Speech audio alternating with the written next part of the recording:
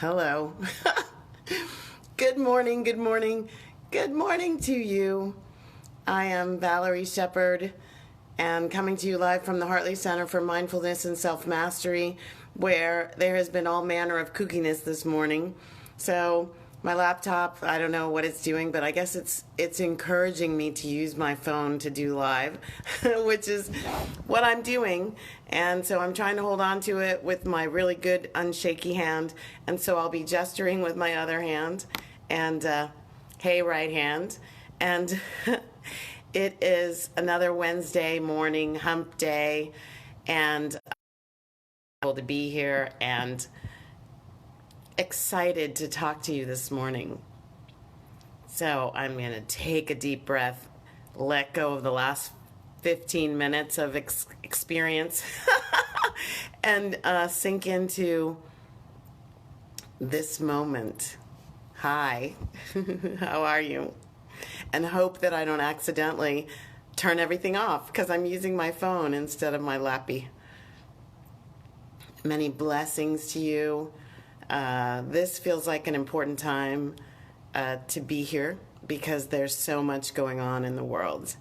And when I was thinking about what today would be about, I thought of the title, Do You See What I See? Do you see what I see? Which sort of sounds like I'm talking about, do we see everything the same way? Which isn't what I'm talking about and isn't what I need to feel whole and complete, and isn't the way the world needs to work in order for us to come together. So here at the Hartley Center, I teach self-mastery, which I define as mastering you in your life so that you can exquisitely manage whatever your life throws your way, whatever your life brings your way. So today, since December, right, the world has had something coming its way. It's been labeled all kinds of things. Global pandemic is what we're calling it right now. This thing called COVID-19, the novel COVID-19 or novel coronavirus.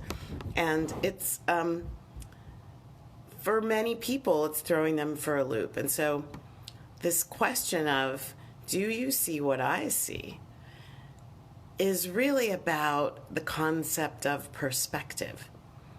The wisdom, the truth of knowing that the way I see things is about me and the way you see things is about you. And even when we have very common experiences that are a part of the conditioned pattern of upbringing and training and intellectual understanding that we have, even when we have shared aspects of that, we still are creating our relationship with all that is around us by the way we see things. And that, no matter what, is unique to us. It's unique to us. And so as I've been experiencing the power that is, the fearsomeness potentially that is,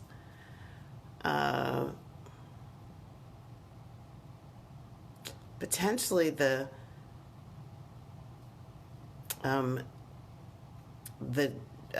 killing power that is this virus, I am seeing there's something there that we need to take stock of, pay attention to, potentially even be wary of. And then at the same time, there's all the stuff happening around the pandemic that is very interesting. And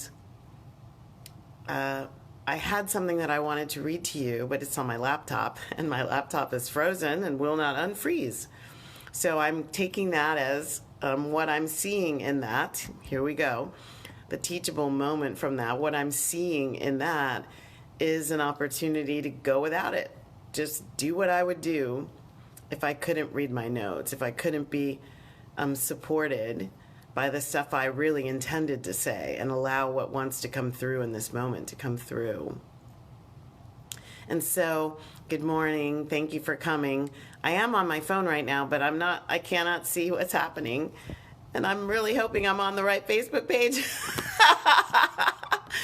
Oh, my stars. Okay. So, this idea that I've been noticing, when I get below the surface of the scary nature, right? The scary nature, and the scary nature seems to really be rooted in the unknown.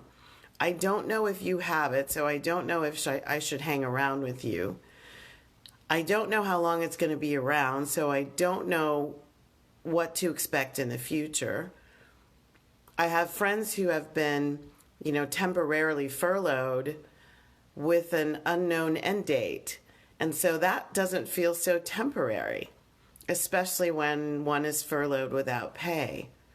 So the fear really is in the aspects of what it is we do not know in the moment. I found myself, I don't know if you did this, but I found myself in my car going to grocery stores because part of me didn't believe the stuff that I was hearing about there being nothing on the shelves. I was like, that's urban legend. No way it's that bad. And so I went and had to walk around a couple of different grocery stores to get my own orientation to, okay, is this a reason to panic? So even when I'm looking at the empty shelves, I did have the presence of mind to stay present and ask myself, is this really a problem for me? I don't want any of the things on these shelves. So maybe not. And when I went to the shelves where I was, I really would like this, and there was none of that there, then it became more about, okay, so I thought I wanted this, and then I could get really specific.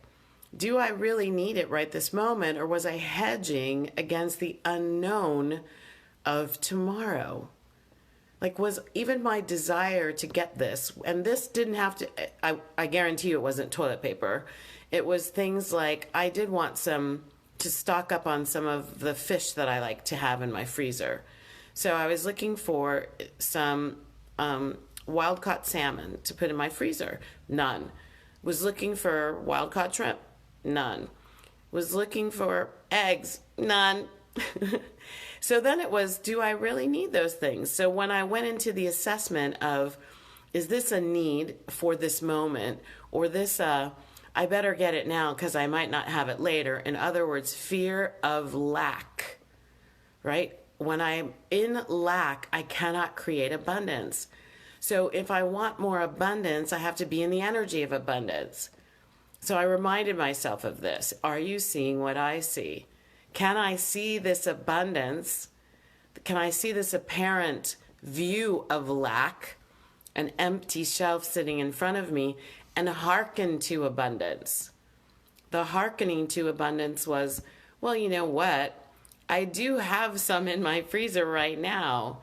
It's not a dire necessity. It is a hedging against the eventuality of having nothing. Do you see what I see? Are you seeing in your own response? And it doesn't have to be a global pandemic. What is your response to simple things like something didn't go your way today? Someone didn't react to you the way you wanted them to, or the way you expected them to, or the way you really needed them to. Happens. When are we making it doom, gloom, end of the world? And when are we saying, maybe this is an opportunity for me to notice something. Maybe this is an opportunity for me to be different. Maybe this is an opportunity for me to shift my point of view and the way I'm seeing things, the way I'm understanding things, the way I'm receiving things, the way I'm noticing things, the way I'm engaging with things, the way I'm talking about things, the way I'm talking about myself, the way I'm seeing myself. What if, and I do believe this is true, so I'm asking this as a what if for you to consider. What if this is an opportunity to notice who we're being on a global scale? Like, I truly believe the statement that my life is happening for me, not to me. My life is showing up the way it's showing up, the way it's unfolding, to give me opportunities to be me in a different way.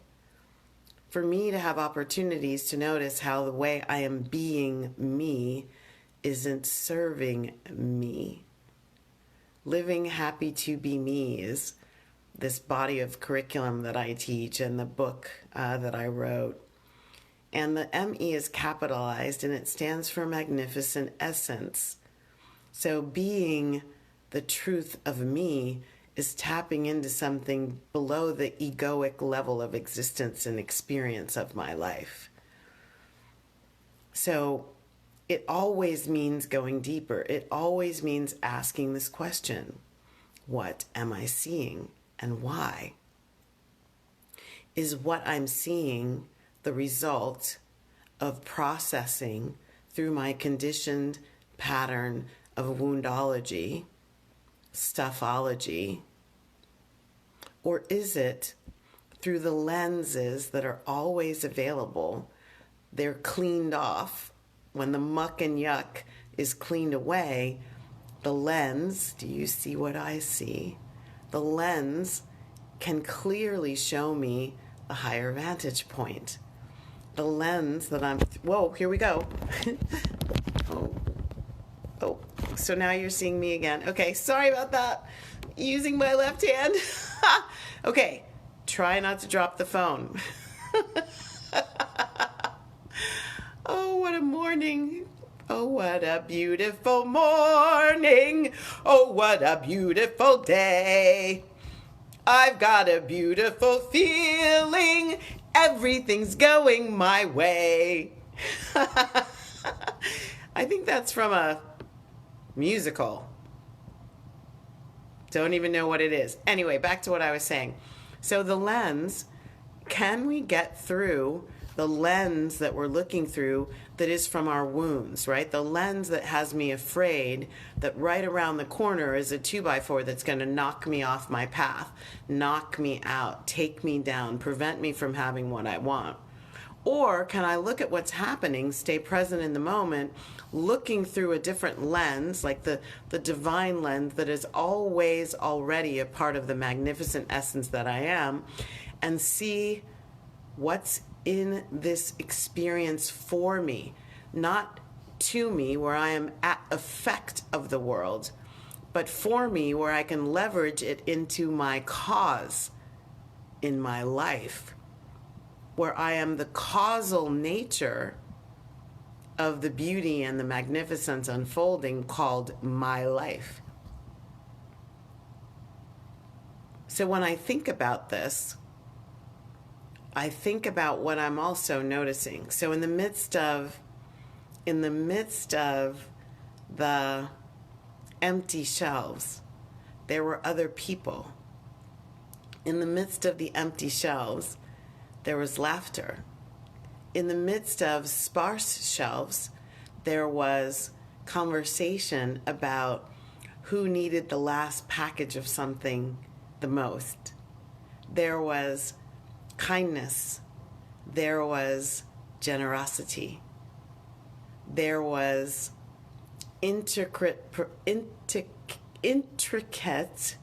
performance of kindness and connection. And so as I'm looking at all the dynamics of the impact of COVID-19, I'm seeing a lot of beauty. I felt like I sensed a lot more pleasantries being exchanged. I felt like I saw a lot more connectivity in the world, in my little world. I felt like I experienced conversation and sort of the presence in the moment that is just being, instead of frantically trying to get something or run to some place. I saw in the moment that this is a massive opportunity, a global pandemic of an opportunity for peace to erupt, a global pandemic of opportunity for interrelatedness to be more visible. You know, we've gotten into a place in the world where there is a lot of pointing the finger, there is a lot of blame and shame and guilt and punishment, there is a lot of disenfranchisement, disintegration. You are not me, I am not you, get away from me with that. Your point of view isn't valuable, but mine is. Your point of view is wrong, but mine is right. There's a lot of calling names and a lot of fracture. And what if the wisdom underneath the surface of every single solitary being on the planet rose up and said, this cannot stand. The world cannot stand with this level of false self, with this level of false appearing to be real, with this level of disenfranchisement and disconnection. The world cannot survive. We cannot survive in this level of lack of love. And in that, this momentary pause called global pandemic of COVID-19 is giving us a global pandemic of opportunity to be different, to speak differently, to see things anew, to see ourselves differently, to be for the sake of being, not for the sake of getting somewhere, getting something finished, getting accomplished, being noticed, getting it done, getting to the top success. It's beautiful.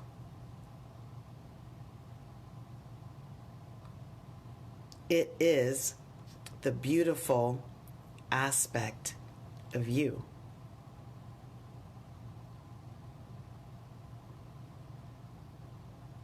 It's always there.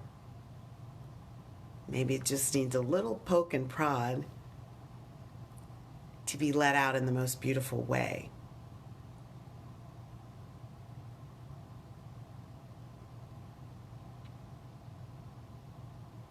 So maybe in the energy of this pandemic being called COVID-19, novel coronavirus, there's a calling to you. And I wanted to read something that one of my students, shouting out to Gabby Morton. Hi, Gabby.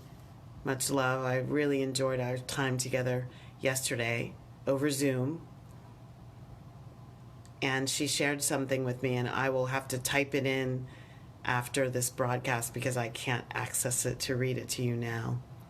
But it basically is a beautiful little story, like, that sort of goes like this.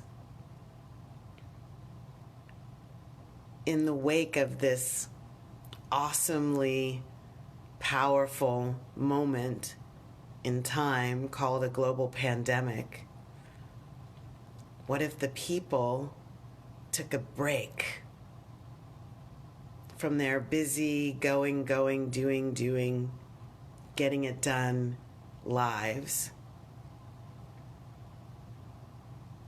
their separateness, their fractured thinking, fractured being, and they took a pause. And they took a pause to breathe and think and wonder and to notice the blessings that are always present. That the pause, like the mandated pause, you can't work, you can't congregate, You can't go party, you know. You can't numb yourself out or turn off that so that you just don't have to listen or feel. You really are just given an opportunity to listen and feel. What if families that aren't all off doing their own things and they're together are now creating a new way of being together? And what if neighborhoods have a little more quiet in them because garage doors aren't going up and cars aren't in and out and motorcycles aren't up and down, and there's a whole new experience being offered right now to not use the extra time with all the things on the things to do list that we couldn't get to because we were doing the other things on the things to do list. So if it's not about that, what if we make it about, hey, maybe I'll have a Zoom session with a quote unquote long lost friend? What if I read some of those books that are on my book pile that I never get to? What if I just go sit in nature, hear what she has to say? What if the peace, ease, and grace that I'm calling for and demanding, even though I continue to fill my schedule with all manner of stuff, what if this is the moment that I can choose exactly what I'm wanting? Do you see what I see? And what I'm seeing in the dynamics of what's going on is amazing opportunity, are amazing gifts, an amazing way to connect with a different aspect of me, to let me know where fear is taking over and running amok.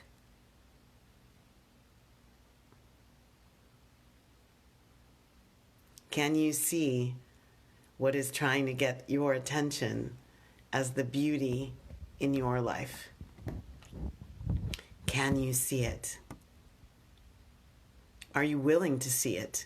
It'll show itself. Is the world willing to look at who we've been, who we've become, how we're being, in order to release ourselves from that, heal ourselves from that, and create a world that works for everyone?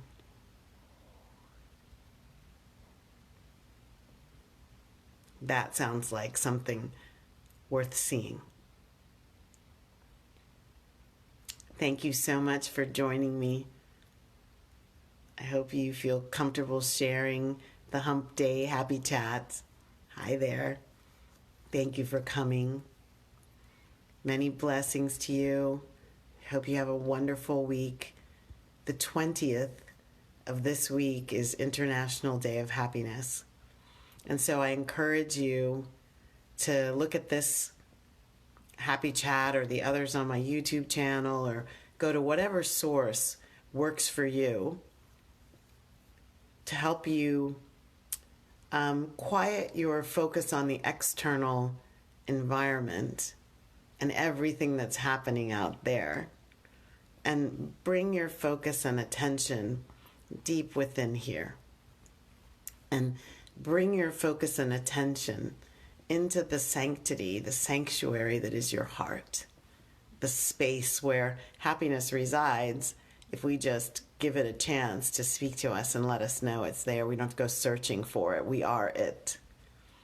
So the upcoming International Day of Happiness, I wish for you that space, that joy. And I offer one of my favorite prayers, the prayer of loving kindness offered by the Buddha. May all beings be peaceful. May all beings be safe. May all beings be happy. May all beings awaken to the light of their true nature, and may all beings be free. all beings includes you and includes me. Yay for that. This has been Hump Day Happy Chat from the Hartley Center for Mindfulness and Self-Mastery. I'm Valerie Shepard. I thank you so much for joining and sharing and watching it again and again. Help me spread a ripple around the world of love and light. Thank you so much. Have a great day. Here we go with finishing.